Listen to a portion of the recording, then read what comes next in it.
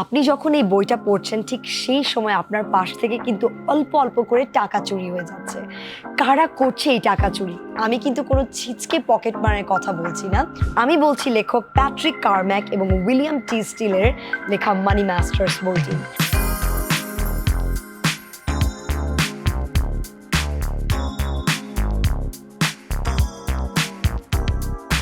এই বদমাশ প্রতিষ্ঠান মার্কিন জনগণকে নিঃস্ব করে দিচ্ছে।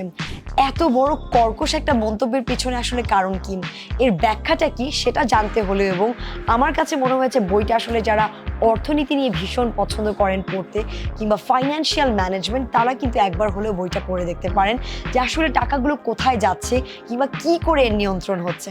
বইটি অনুবাদ করেছেন মোহাইমিন পাটোয়ারি এবং আল আমিন। বইটা প্রথমেই শুরু হয়েছে আমেরিকার পার্সপেক্টিভ থেকে, যে আমেরিকার অর্থবাজারে আজ কি ঘটছে, কেন তারা আকণ্ঠ ঋণে ডুবে আছে, কি করে আসলে সাধারণ মানুষ তাদের মৌলিক চাহিদাগুলো মেটাতে পারছে না।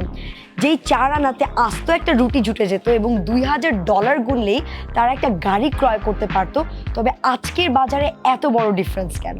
সে সব কিছু নিয়ে লেখক কথা বলেছেন। প্রথমেই তিনি সেন্ট্রাল রিজার্ভ কিংবা ফেডারেল রিজার্ভ নিয়ে কথা বলেছেন, কি করে আসলে বিশ্বযুদ্ধ হয়েছে, কিংবা এই যে টাকার হিসাবের যে ব্যাপারটা, কিংবা যারা ব্যাংকাররা আছেন কি করে তারা আসলে এর মাঝখানে নিয়ন্ত্রণ করছেন এই টাকাগুলোকে, সে সব কিছু কিন্তু বইয়ে তুলে ধরা আছে। 1932 সালে হাউস ব্যাংকিং অ্যান্ড কারেন্সি কমিটির চেয়ারম্যানও বলেছেন, আমাদের দেশে পৃথিবীর ইতিহাসে নিকৃষ্টতম প্রতিষ্ঠানগুলোর একটি দম্ভভরে কার্যক্রম চালাচ্ছে, এবং সেটি কিন্তু তিনি ফেডারেল রিজার্ভকেই বলেছেন। তবে এই ছিল মানি মাস্টার্স বইয়ের কিছু হিডেন প্লট।